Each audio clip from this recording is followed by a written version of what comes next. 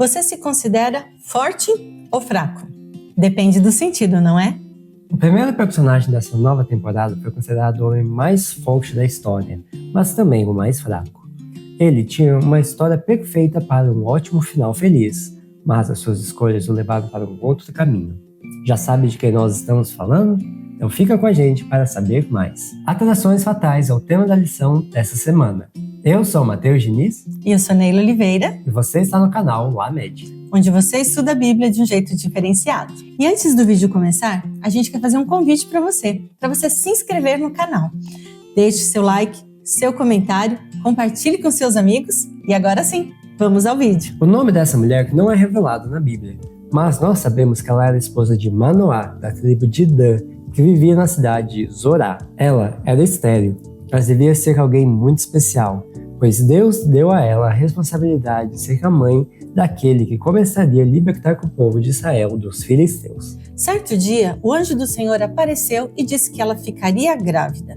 E ele então deu as recomendações de tudo que ela deveria fazer para ter uma gestação saudável. Afinal de contas, ela levaria em seu ventre o futuro libertador de Israel. Foi como uma consulta pré-natal.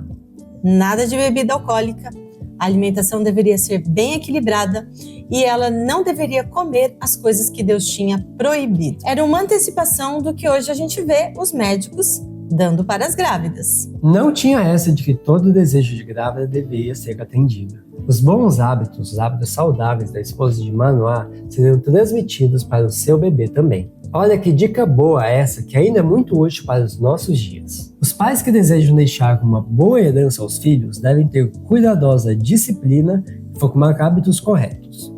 As instruções dadas por Deus eram de que o futuro juiz e libertador de Israel jamais deveria, mesmo na idade adulta, usar vinho ou bebida forte.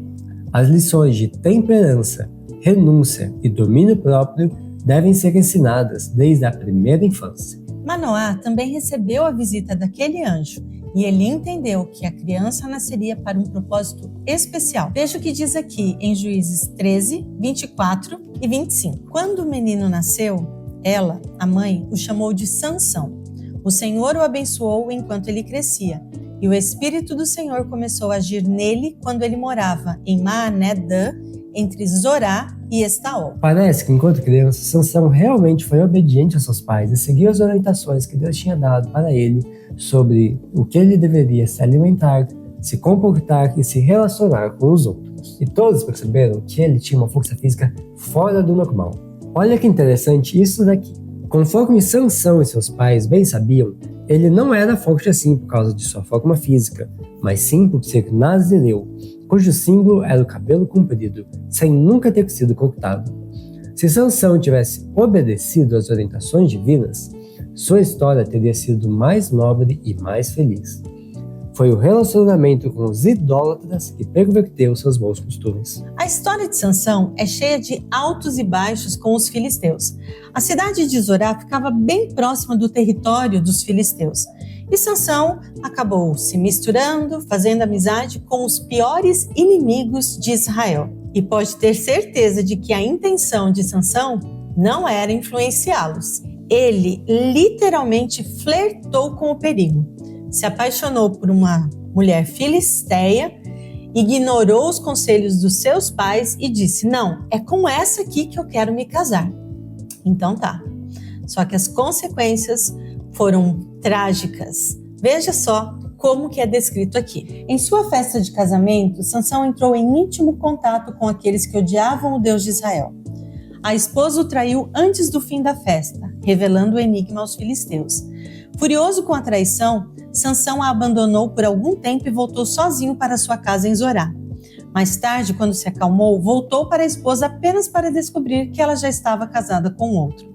Para se vingar, ele destruiu todos os campos e vinhas dos filisteus. Isso fez com que eles a assassinassem, mesmo sabendo que as ameaças que fizeram a ela é que a levaram a enganar Sansão e dar início a toda aquela tragédia. A guerra contra os filisteus foi declarada por um tempo, mas até mesmo os israelitas ficaram contra Sansão e torciam para que seus inimigos o derrotassem. Porém, como Sansão era muito forte, ele vivia dando baile nos filisteus. E por isso ele foi eleito juiz dos israelitas e governou o povo por 20 anos. Mas Sansão não dominava seus impulsos. Ele continuava se aventurando no território inimigo. Certa ocasião, ele foi a Gaza ver uma prostituta. Quando os habitantes da cidade souberam que ele estava ali, eles pensaram: agora chegou o nosso momento da vingança. Ele estava preso na cidade mais potente e mais fortificada dos filisteus. Agora, ele seria uma presa fácil, mas não foi isso que aconteceu. À meia-noite, Sansão acordou com uma crise de consciência. Ele percebeu que ele tinha quebrado a aliança que tinha feito com Deus, mas ainda havia uma chance. A misericórdia divina alcançou Sansão, e ele, com toda a sua força, arrancou os pesados portões da cidade e o carregou até o alto da colina. Já imaginou a força descomunal desse homem? Mas Sansão, este homem tão forte, estava prestes a ser dominado e vencido por uma frágil mulher. Dalila era uma pessoa ambiciosa, sedutora e que aceitou o suborno dos filisteus para descobrir qual era o segredo da força de Sansão. E tem mais, ela deu fortíssimos indícios de suas intenções. Mas Sansão achou que estava no controle. Por 3 vezes, Sansão teve a mais clara prova de que os filisteus tramavam com aquela que tanto o atraía para destruí-lo. Mas ele tratava o caso como brincadeira e cegamente deixava de lado seus temores. Até que um dia a brincadeira terminou mal. Sansão finalmente acabou contando o voto que ele tinha com Deus de que, como nazireu, não deveria passar navalha em seus cabelos. A mulher então não perdeu tempo.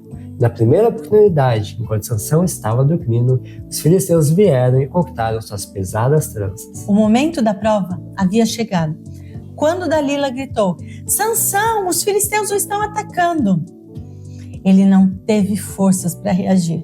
Foi aí que ele percebeu que o Espírito do Senhor o havia deixado. Que cena triste!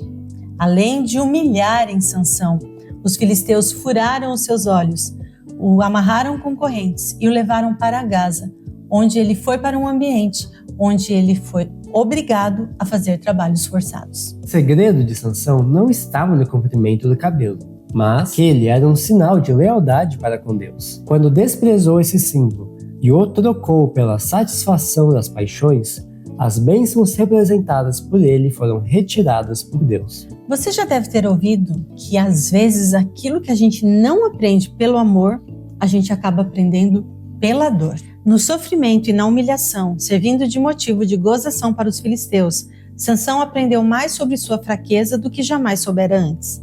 As aflições pelas quais passou o levaram ao arrependimento. À medida que seu cabelo crescia, pouco a pouco sua força também voltava. Seus inimigos, vendo-o como um prisioneiro acorrentado e indefeso, não o consideravam mais uma ameaça. Sansão teve bastante tempo para refletir e se arrepender, e ele se voltou para Deus. E quando surgiu uma oportunidade, quando os filisteus estavam zombando do Deus de Israel e homenageando o Deus Dagon numa grande festa, Sansão orou a Deus mais uma vez, pedindo força para poder vingar os filisteus. E Deus atendeu essa oração. E assim, na sua morte, Sansão matou mais homens do que em toda a sua vida. A história de Sansão nos apresenta pelo menos 2 grandes lições. A primeira delas diz respeito às consequências da falta de domínio próprio. Se Sansão tivesse sido leal ao chamado divino, teria cumprido o propósito de Deus para ele. Aquele que é dominado por suas paixões se torna uma pessoa fraca. A verdadeira grandeza é medida pela força dos sentimentos que dominamos e não por aqueles que nos dominam. A segunda lição é que nós não devemos nos colocar voluntariamente sob o poder da tentação. Satanás ataca os nossos pontos fracos e trabalha com os nossos defeitos de caráter para conseguir dominar toda a nossa vida. Ele sabe que se esses defeitos forem nutridos, será bem-sucedido. Apesar disso, ninguém precisa se dar por vencido. Todo aquele que realmente desejar receberá auxílio. Anjos de Deus ajudarão todos que escolherem subir até mesmo ao mais alto céu. E nós chegamos ao momento mais esperado do vídeo, os abraços. O primeiro abraço é para a base Escolhidos, da igreja de Veneza, da cidade de São José do Norte, Rio Grande do Sul. Abraço também para a Base Ômega e o Clube de Desbravadores Pioneiros do Vale, da cidade de Itaquara, Bahia. Para os adolescentes e desbravadores, Rosa de Saron, da Igreja de Abaeté, da cidade de Salvador, Bahia. Base Geração Eleita, da Igreja de Heliolândia 2, da cidade de Ananindeua, Pará. Para a base Construtores do Céu e os desbravadores do Clube Colmeia, da cidade de Mandaguaçu, Paraná. Para os adolescentes da Igreja do Planalto, da cidade de Trairão, Pará. Para o Clube de Desbravadores Porto Seguro, da cidade de Pedreiras, Maranhão.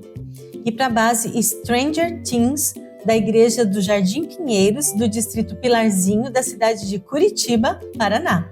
E é isso aí, caso você tenha gostado desse vídeo, essa história te ajudou muito, gostou das lições, não se esqueça de compartilhar com seus amigos.